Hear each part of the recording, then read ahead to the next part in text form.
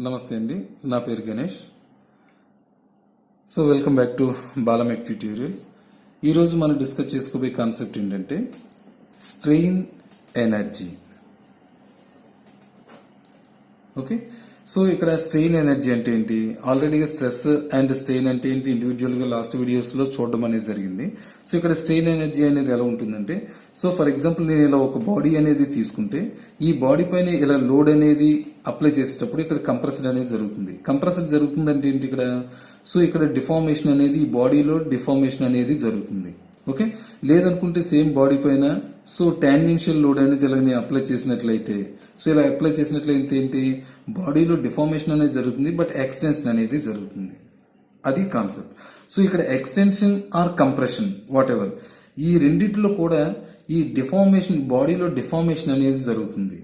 Okay, deformation అనేది up to elastic limit వరకు మాత్రమే తీసుకుంటే, okay up to elastic limit వరకు తీసుకుంటే దాంట్లో అంటే ఫర్ ఎగ్జాంపుల్ చూడండి, ఇలా నేను ఒక బాడీ అనేది తీసుకొని దీన్ని ఇలా ఎక్స్టెన్షన్ అనేది చేశాను అనుకోండి.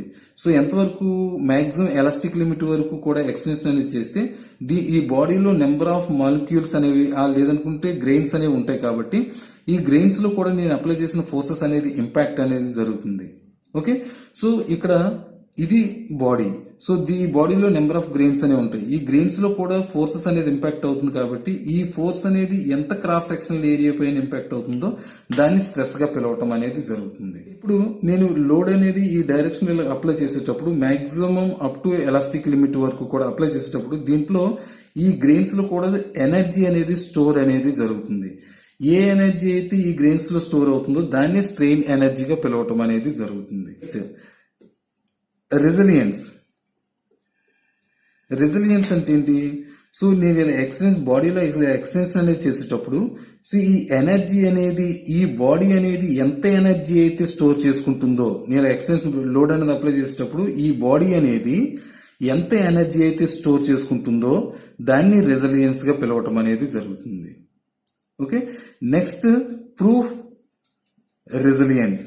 సో ఇక్కడ ప్రూఫ్ రెసిలియన్స్ ఏంటంటే, సో ఇక్కడ నేను బాడీ పైన లోడ్ అనేది అప్లై చేసేటప్పుడు అప్ టు ఎలాస్టిక్ లిమిట్ వరకు మాత్రమే, అంటే మ్యాక్సిమం స్ట్రెయిన్ ఎనర్జీ అనేది ఎంతవరకు అయితే ఈ బాడీ అనేది ఎనర్జీ అనేది స్టోర్ చేసుకుంటుందో దాన్ని ప్రూఫ్ రెసిలియన్స్ గా పిలవటం అనేది జరుగుతుంది. అంటే సో ఇప్పుడు ఫర్ ఎగ్జాంపుల్ నేను ఇలా ఎక్స్టెండ్ చేస్తే మ్యాక్సిమం ఎలాస్టిసిటీ వరకు కూడా లిమిట్ వరకు కూడా నేను అప్లై చేసినట్లయితే నేను ఇలా లోడ్ తీసాను అనుకోండి ఒరిజినల్ పొజిషన్ లోకి వస్తుంది. అదే ఇంకా ఎక్కువ లోడ్ అనేది అప్లై చేస్తే ప్లాస్టిక్ లిమిట్ లోకి కన్వర్ట్ అనేది జరుగుతుంది. అంటే ఏ పాయింట్ దగ్గర అయితే ప్లాస్టిక్ లిమిట్ లోకి కన్వర్ట్ అవుతుందో ఆ పాయింట్ కంటే ముందు వరకు కూడా మాక్సిమం నేను స్ట్రెస్ అనేది చేస్తే, అంటే ఎలాస్టిక్ లిమిట్ లోనే చేస్తే మాక్సిమం ఎనర్జీ అనేది ఈ బాడీలో ఎంతైతే ఎనర్జీ అనేది స్టోర్ అవుతుందో దాన్ని ప్రూఫ్ రెసిలియన్స్ గా పిలవటం అనేది జరుగుతుంది. Next modulus of resilience. So ఇక్కడ మాడ్యుల్ ఆఫ్ రెసిలియన్స్ అంటే సో మ్యాక్సిమం స్ట్రెయిన్ ఎనర్జీ అనేది, మ్యాక్సిమం స్ట్రెయిన్ ఎనర్జీ అంటే ప్రూఫ్ రెసిలియన్స్. ఓకే, సో ఈ proof resilience for unit volume అనేది ఏదైతే ఉంటుందో దాన్ని మాడ్యుల్ ఆఫ్ రెసిలియన్స్ గా పిలవటం అనేది జరుగుతుంది. ఓకే, సో దీన్ని మనం ఎక్స్పెరిమెంటల్ గా చూద్దాం. సో ఇప్పుడు ఇలా నేను ఒక బాడీ అనేది తీసుకుంటే ఆ బాడీ పైన లోడ్ అనేది ఈ డైరెక్షన్ లోడ్ అనేది అప్లై చేసుకుంటున్నాను. ఈ డైరెక్షన్ లోడ్ అనేది అప్లై చేస్తున్నప్పుడు ఈ డైరెక్షన్ లో ఎక్స్టెన్షన్ అనేది జరుగుతుంది. ఓకే, సో ఎంతవరకు మ్యాక్సిమం ఎలాస్టిసిటీ లిమిట్ వరకు మాత్రమే. ఇన్ కేస్ ఈ పాయింట్ అనేది దాటితే ప్లాస్టిసిటీలోకి కన్వర్ట్ అనేది జరుగుతుంది. ఇది ప్లాస్టిసిటీ, సో ఇది ఎలాస్టిసిటీ లిమిట్స్. ఓకే, సో ఇంతవరకు కూడా నేను లోడ్ అనేది అప్లై చేశాను. కాబట్టి ఈ రీజియన్ లో మనం తీసుకుంటే ఇక్కడ నుండి ఇక్కడికి డెల్టా ఎల్ అనేది డిఫార్మేషన్ అనేది జరుగుతుంది. ఇక్కడ నుండి ఇక్కడికి నేను అప్లై చేసిన లోడ్ అనేది యావరేజ్ లోడ్, అంటే P/2 లోడ్ అనేది యావరేజ్ లోడ్ గా తీసుకోవటం అనేది జరుగుతుంది.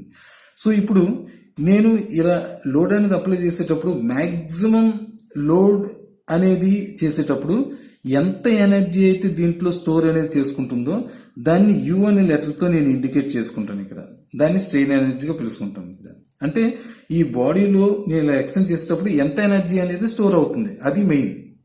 ఓకే, సో దీన్ని యూ అనేది తీసుకుంటే దీనిలో వర్క్ డన్ అనేది ఎంత జరిగింది ఇక్కడ? సో యావరేజ్ లోడ్ అంటే P/2 ఇంటూ ఎంత ఎక్స్టెన్షన్ అనేది జరిగింది? డెల్టా ఎల్ ఎక్స్టెన్షన్ అనేది జరిగింది. Okay, so right. సో ఇక్కడ P అంటే ఏంటి? Sigma A/2.